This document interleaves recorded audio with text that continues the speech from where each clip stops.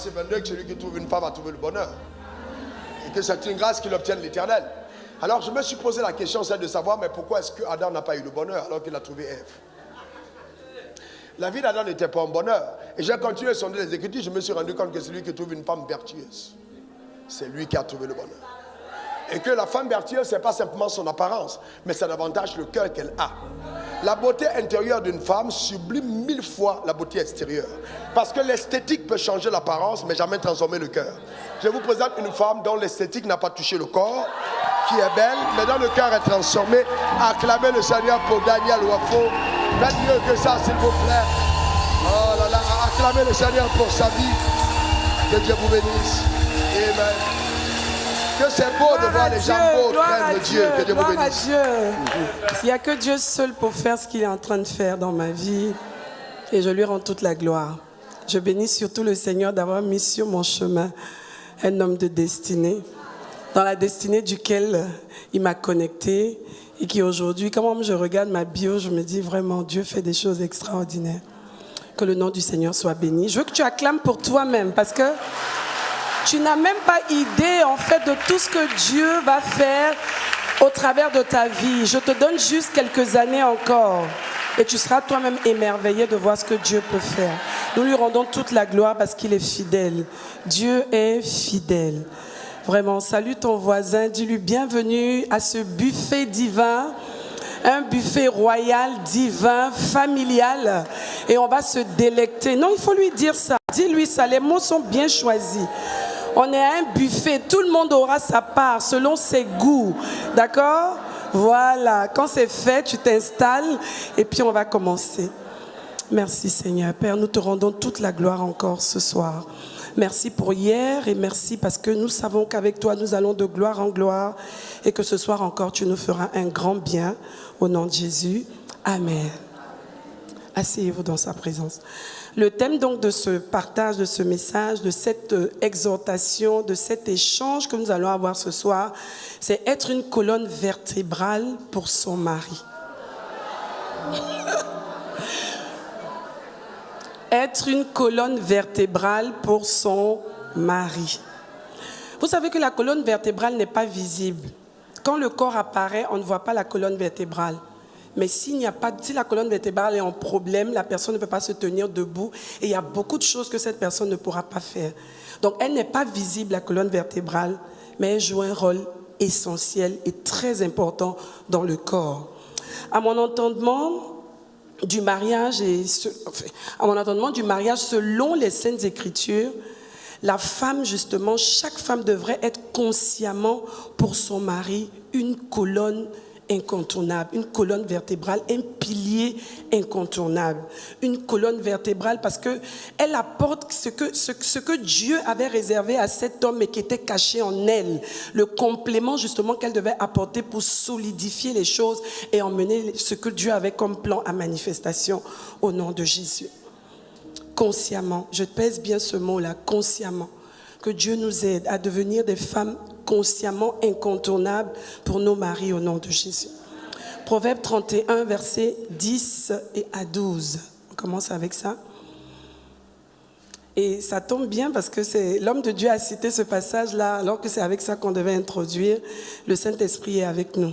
Qui peut trouver une femme vertueuse? Elle a bien plus de valeur que les perles. Le cœur de son mari a confiance en elle. Notez bien ça. Le cœur de son mari a confiance en elle et les produits ne lui feront pas défaut. Verset 12. Elle lui fait du bien et non du mal. Si c'est ta Bible, tu peux souligner. Elle lui fait du bien et non du mal. Et qui plus est, tous les jours de sa vie. C'est comme c'est un sacerdoce en fait. Elle choisit de faire du bien à son mari tous les jours de sa vie. Ça montre ici de la constance, ça montre le fait que cette femme-là, de façon sacrificielle, décide de s'engager dans le bien-être de cet homme-là tous les jours de sa vie. Pas selon qu'elle est de bonne humeur ou pas, ou selon que le monsieur mérite ou pas. Elle décide de se dédier au bien-être de cet homme et lui faire du bien tous les jours de sa vie. Il faut bien souligner ça, tous les jours. Chaque femme doit entendre ça tous les jours. Ah oui, j'apprécie bien ces quelques amens de femmes. Tous les jours, c'est ce que Dieu attend. Tous les jours. Non, je préfère plus entendre des femmes dire amen. Voilà, c'est ça. Il faut souligner ça.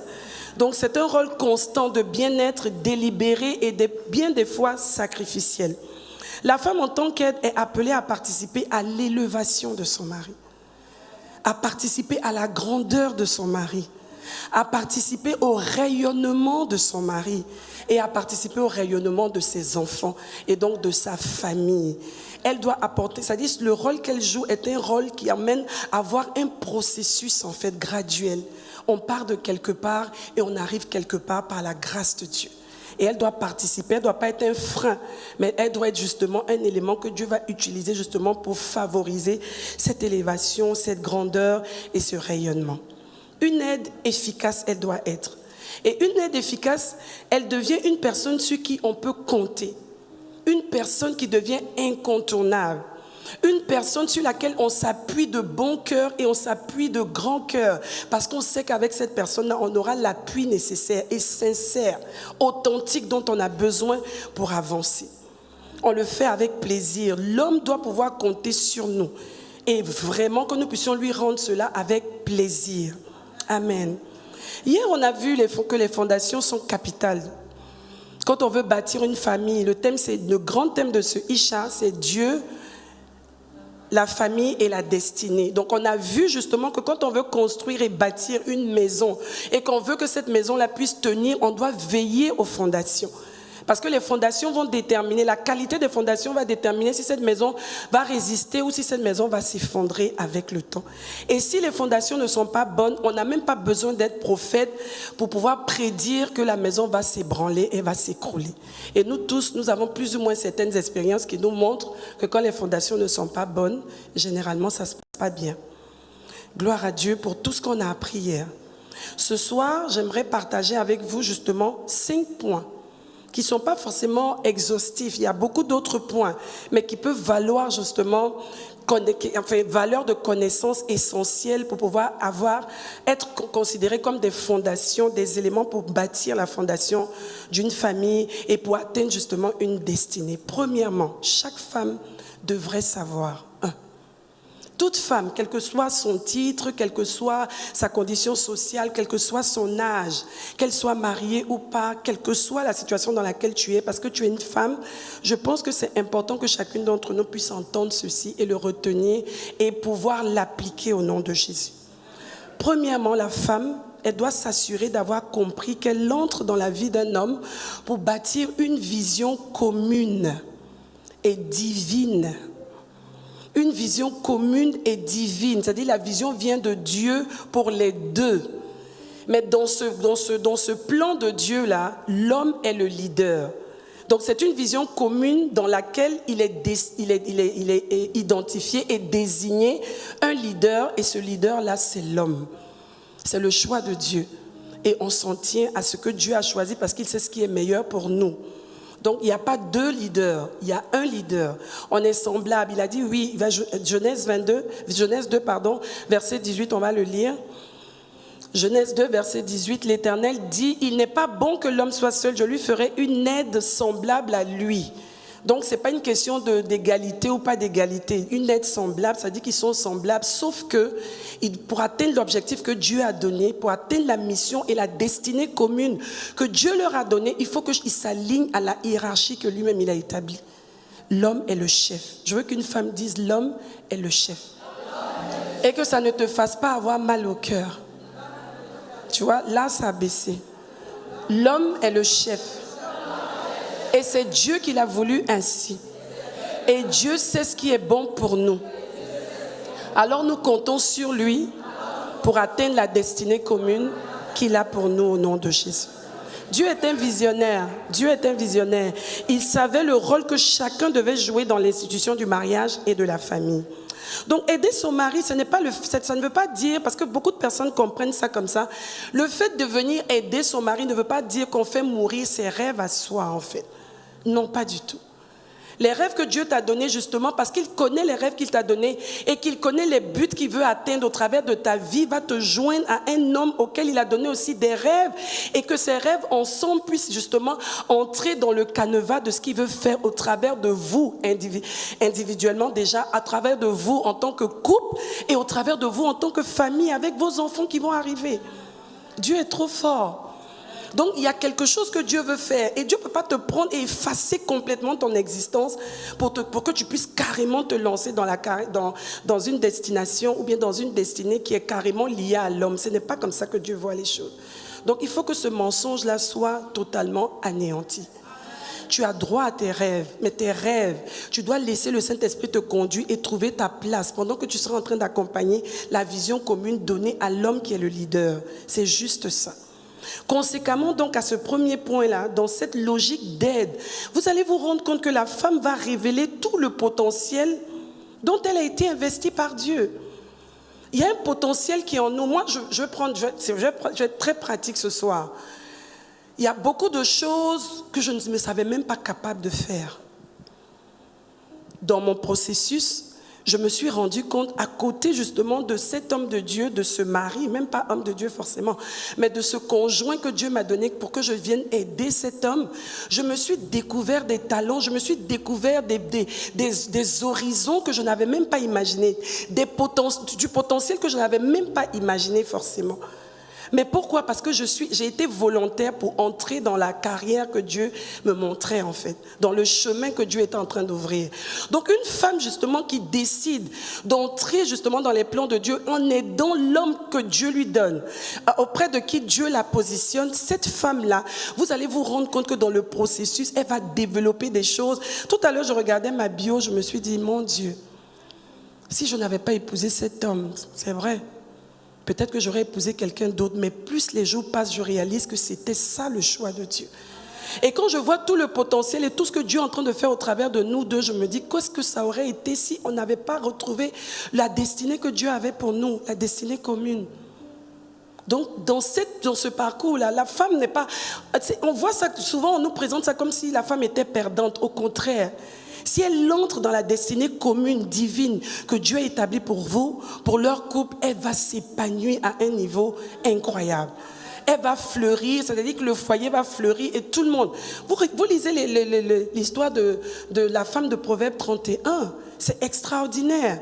Est-ce que vous savez même que le fait de vouloir aider un homme dans l'appel que Dieu a pour la famille peut pousser une femme à devenir même commerçante? Je prends un exemple simple. Il y a des besoins, elle veut aider son mari. Et dans cette quête-là, pendant qu'elle prie, Dieu lui donne des idées.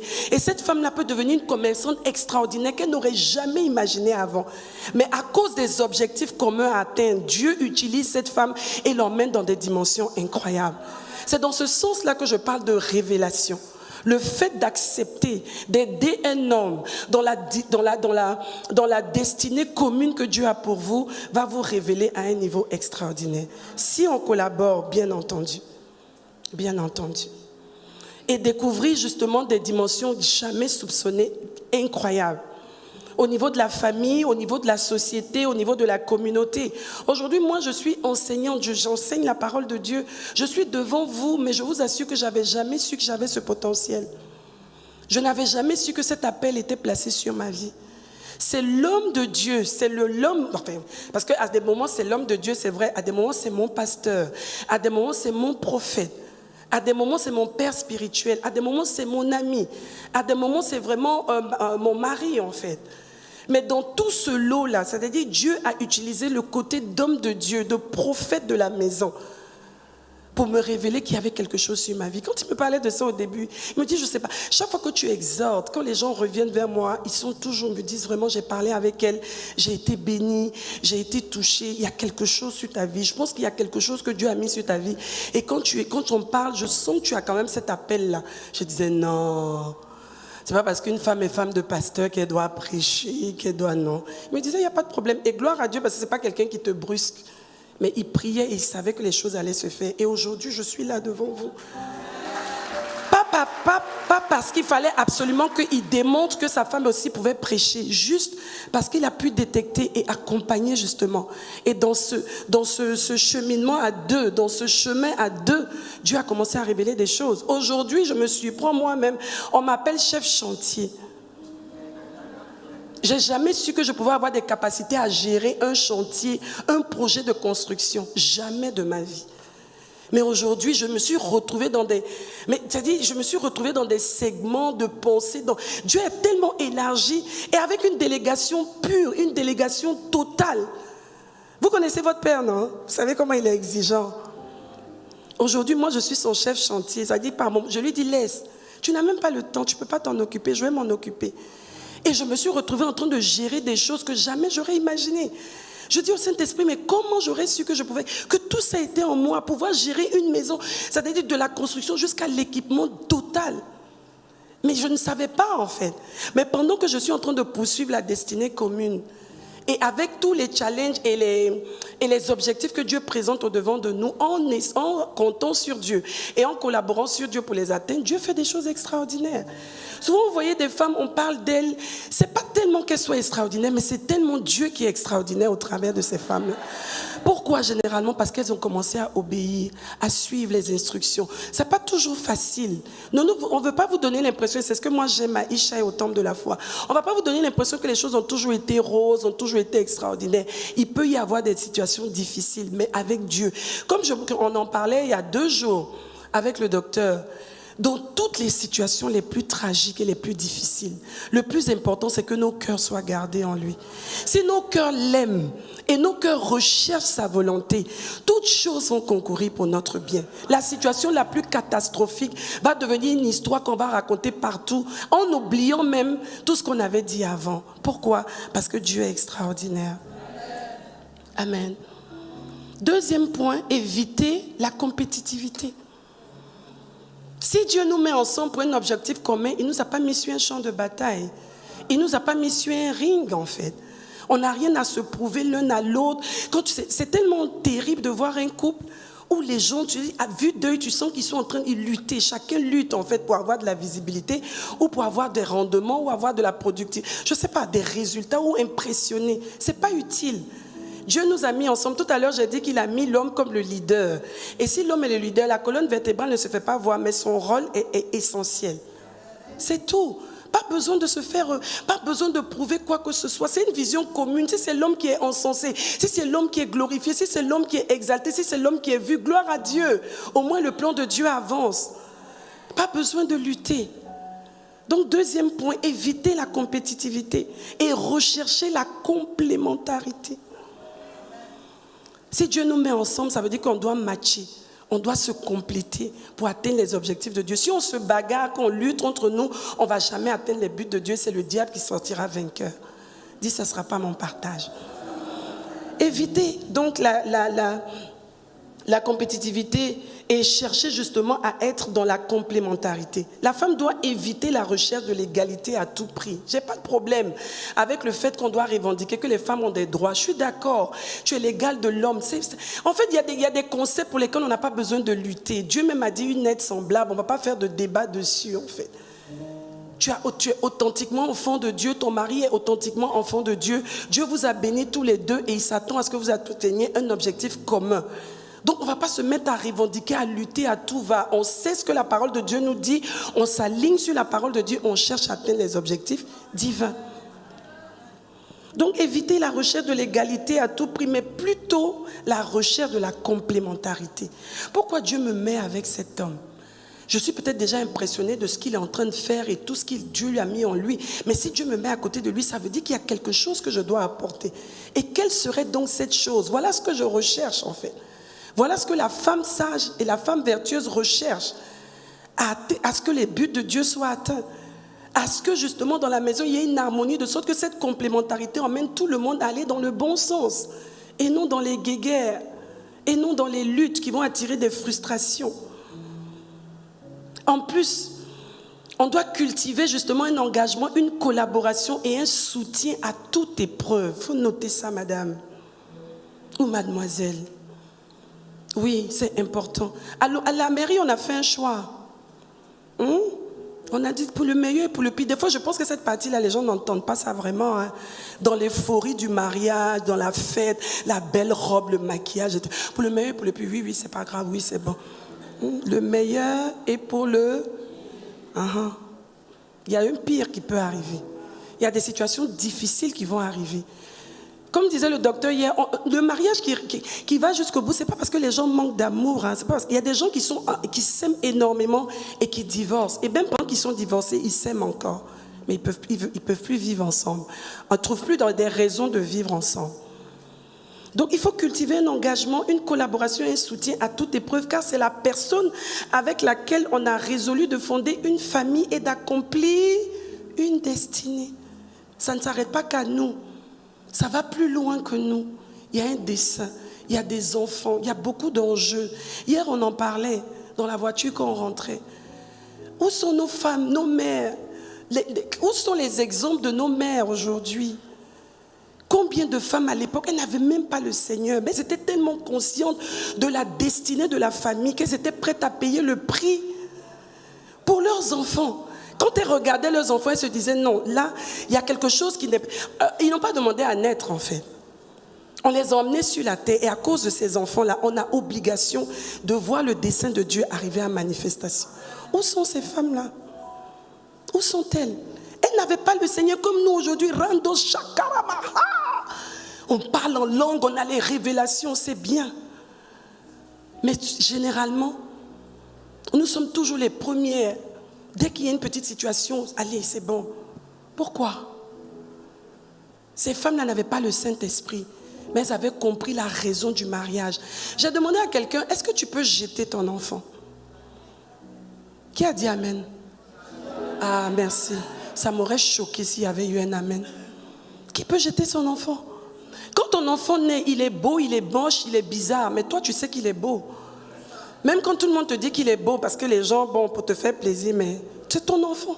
Que son nez soit bizarre, que ses yeux soient bizarres, c'est ton enfant. Et tu l'aimes, et tu crois en Dieu, et tu feras tout ce qu'il faut pour que cet enfant-là arrive là où Dieu veut qu'il arrive. Et pourquoi on ne peut pas faire le même choix? Le mariage, c'est ça aussi. Je m'engage dans une relation, je me dis avec le Seigneur, on doit aller jusqu'au bout. Parce que c'est pas mon affaire, c'est l'affaire de la vision de Dieu en fait. Jamais une femme qui a des enfants qui se comportent mal ne les laisse dehors. Au contraire, souvent même c'est l'enfant qui se comporte le plus mal qui est celui même qui a le plus d'attention de la mère. Tu es où encore? À cette heure-ci, tu fais quoi? Rentre à la maison. Qu'est-ce qu'il y a? Je suis dehors, ton papa dit que tu n'allais pas entrer, mais je suis là. Quand tu arrives, bip-moi. Je vais t'ouvrir la porte. C'est ça. Attends, les mamans sont là, non? C'est ça. Mais je sais que je vais avoir des problèmes avec lui, mais c'est pas... Viens, tu es où? Ça suffit. Entre maintenant à la maison.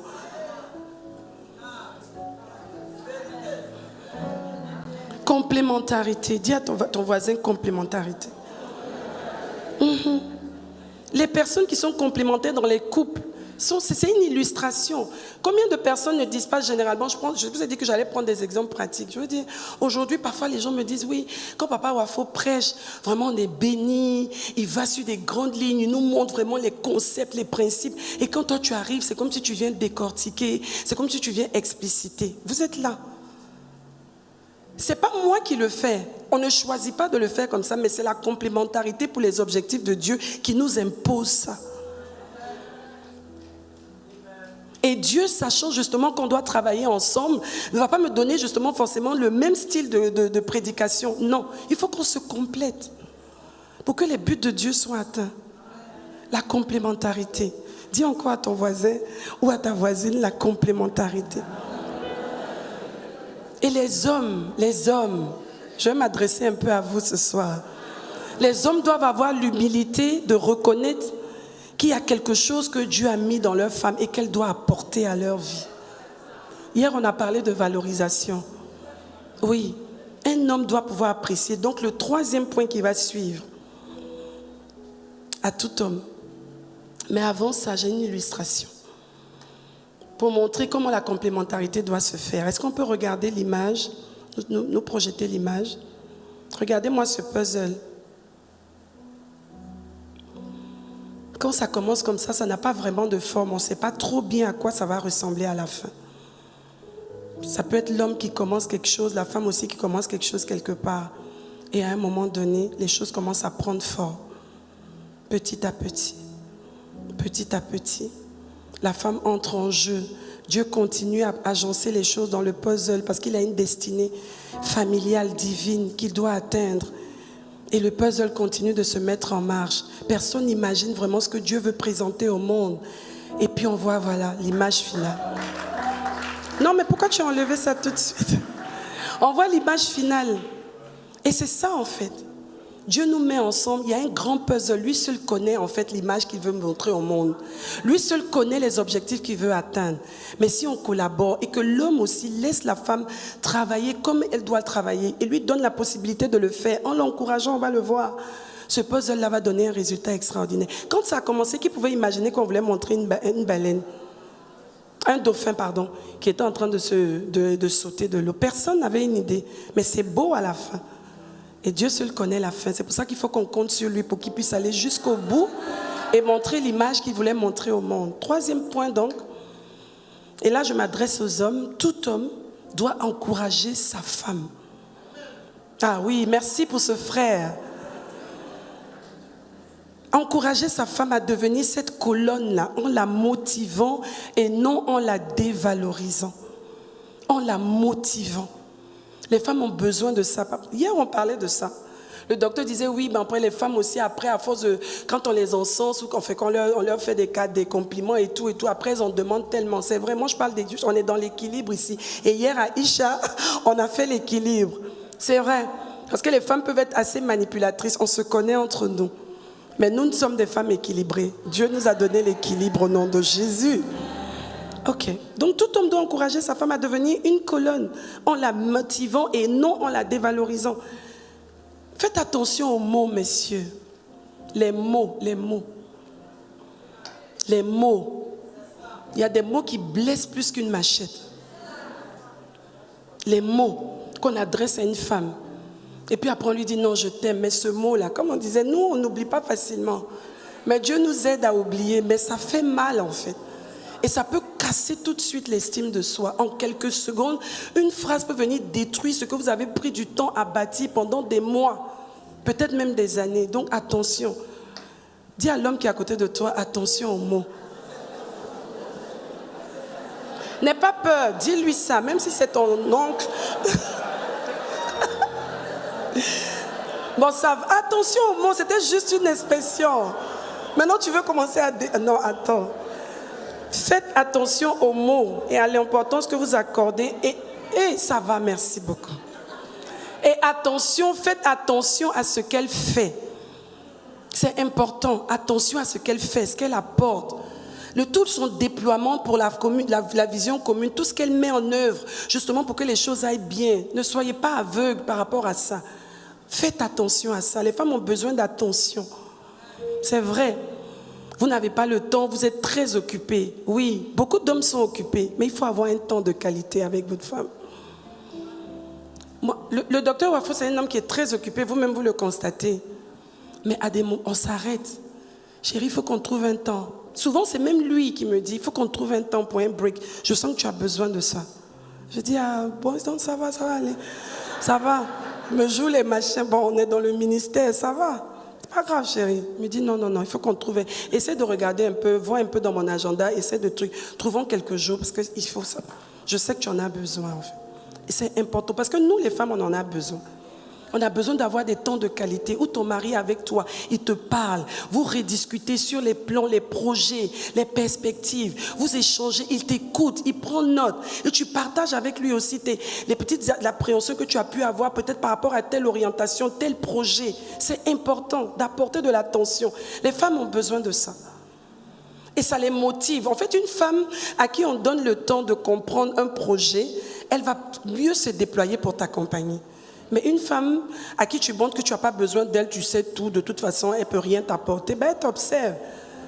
Et si ce n'est pas une femme spirituelle, elle attend l'échec. Gentiment avec le sourire. Je dis une femme qui n'est pas spirituelle, bien entendu. Hypocritement dans les prières. Les femmes rient parce qu'elles comprennent, mais c'est pas, nous ne sommes pas de cette catégorie. Nous disons la vérité. La Bible nous dit de parler à son prochain selon la vérité. C'est pas comme ça que ça marche. Dans la clarté, dans la pureté, dans la vérité. Mais l'homme, la femme aime ça. De temps de qualité, échanger avec elle. Moi, je vais vous partager quelque chose. Mon mari, il a quelque chose de particulier.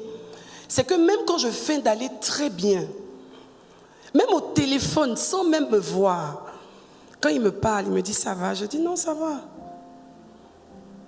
Il parle d'autre chose. Tu es sûr que ça va? Non, non, ça va, ça va. Tu es sûr? Non, ça va, je te dis que ça va. Pourquoi? Parce que je me dis peut-être c'est pas le moment, il est déjà pris, après on aura le temps. Mais il sait détecter, quitte à insister. Et quand il insiste, je me rends compte qu'il est déjà au courant. Il sait déjà qu'il y a quelque chose. Et ne vous dites pas c'est parce qu'il est spirituel forcément, mais c'est parce qu'il a le cœur qui bat pour mon bien-être. Donc Dieu peut lui communiquer les situations. Je vous ai parlé du cœur tout à l'heure. Quand le cœur recherche la volonté de Dieu, quand le cœur soupire après les desseins de Dieu, Dieu va travailler avec cette personne pour atteindre ses objectifs. Parce qu'il sait que de toutes les personnes, c'est vrai, mes parents m'aiment beaucoup et tout, mais il y a une personne avec qui je suis et qui est plus soucieuse, parce qu'elle doit être plus soucieuse, parce qu'on vit tous les jours ensemble. Il y a des moments où je traverse des situations, personne ne peut savoir, je suis forte, je viens, je suis au culte, ou bien alors j'exhorte, je gère la maison comme il se doit, mais dès que je le vois, par moment, dès que je le vois, il était peut-être pas là, mais dès que je le vois, je peux même me retrouver comme ça avec tout de suite les larmes aux yeux. Pourquoi? Parce que je sais que voilà ma personne qui arrive en fait. Et tout de suite, il va me demander, attends, mais je sentais qu'il y avait quelque chose ou bien quoi que ce soit, et on en parle. Ah oui, tu sais, j'ai vécu ça, ou telle situation s'est passée et tout, je ne voulais pas t'en parler parce que je sais que tu étais pris. Mais il faut que tu aies ça. Ne te dis pas non, elle va comprendre que je suis occupée, elle ne va pas comprendre. Même si elle feint de comprendre, elle en a besoin pour que vous puissiez aller plus loin avec le Seigneur. Amen. Les temps de qualité. Un homme doit être un prophète pour sa famille, pour son épouse, pour ses enfants. Capter la direction reçue de Dieu pour pouvoir implémenter ça dans la famille. Et tout le monde reconnaît que papa, Dieu lui parle. Pourquoi? Parce qu'il est soucieux du bien-être de toute la famille. Amen. Et donc les hommes qui sont ici, ne soyons pas seulement des hommes, des chrétiens à l'église. Il y a beaucoup de jeunes gens à qui je veux parler aussi ce soir. Vous êtes à l'église. Vous entendez la parole, vous recevez soi-disant plus ou moins la parole, mais vous ne vivez pas selon la parole. Et ça va vous créer des problèmes, assurément. On fait plusieurs Isha. Moi, je suis un peu choquée que quelqu'un puisse faire tout un Isha où on parle de la famille, des fondations, de tout ce qu'il faut éviter et tout. Et puis d'ici le prochain Isha, tu te retrouves dans 4 catastrophes. Finalement, non, posons-nous les bonnes questions. On est là pour quoi en fait? C'est juste pour dire qu'on a fait Isha. J'ai été bénie par une maman qui a eu une intervention pendant l'émission de Isha. Et elle disait, chaque année, quand je viens à Isha, je viens prendre les nouvelles stratégies, je viens prendre de nouvelles, des idées, des concepts, peut-être que je n'avais pas bien compris pour l'année jusqu'au prochain Isha. Vous vous rendez compte? Parce que la vie est spirituelle. Ce n'est pas juste que Dieu dresse un buffet avec des hommes de Dieu, des servantes de Dieu, pour venir juste nous montrer de quoi ils sont capables ou bien de quoi ils sont capables. Non, c'est parce qu'il y a des besoins où Dieu sait qu'il va y avoir des dangers et il veut nous prévenir avant. On ne peut pas être dans la maison de Dieu et on entend tout ce qu'on entend et puis on se dit, bon, ça c'est pour eux. Nous, on fait ce qu'on veut. Mais la catastrophe va arriver. Dis à ton voisin, je refuse d'être juste un auditeur de Isha, mais je veux prendre note de tout ce que Dieu veut que je retienne et appliquer ce que Dieu veut que j'applique au nom de Jésus. C'est vrai. Prenez le temps. Soyez volontaires. Vous savez, bien des fois, les femmes veulent bien faire, hein, mais souvent, elles ne savent pas comment faire. Elles apprennent à vous aimer, elles apprennent à vous comprendre. Moi, j'ai appris à comprendre mon mari. Il a un passé, il a des antécédents, il a des choses qui ont plus ou moins conditionné ou bien on l'a emmené à avoir une certaine posture. Mais Dieu m'a aidé en fait à comprendre, à aller comprendre qu'est-ce qu'il y avait au fond de lui. Et plus je vivais avec lui, je disais mais c'est pas possible en fait.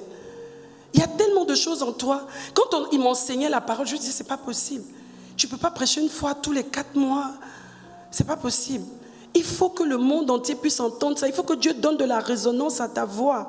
Parce que Dieu a mis quelque chose en toi que le monde entier doit entendre.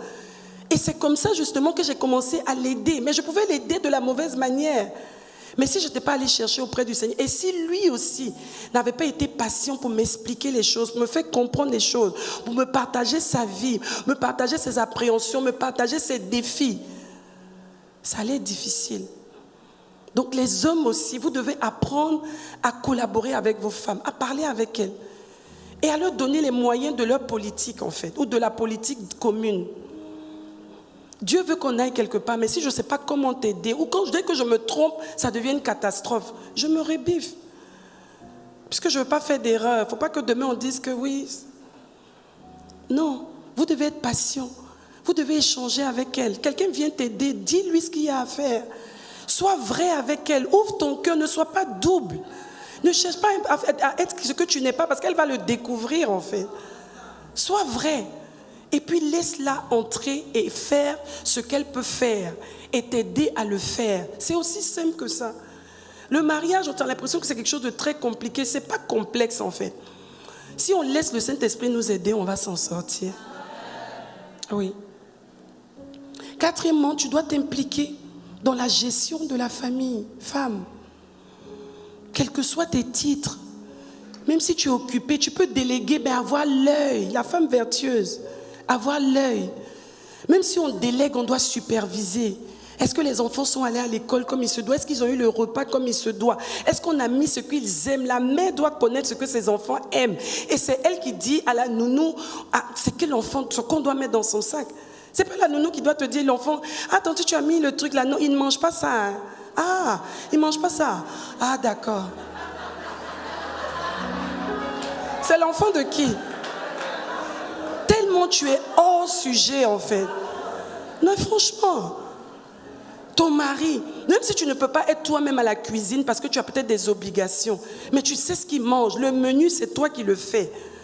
Oui, tu supervises, monsieur il doit manger, ah non, non, non, et tu goûtes, tu testes, est-ce que c'est vraiment le goût qu'il aime, est-ce que c'est bon?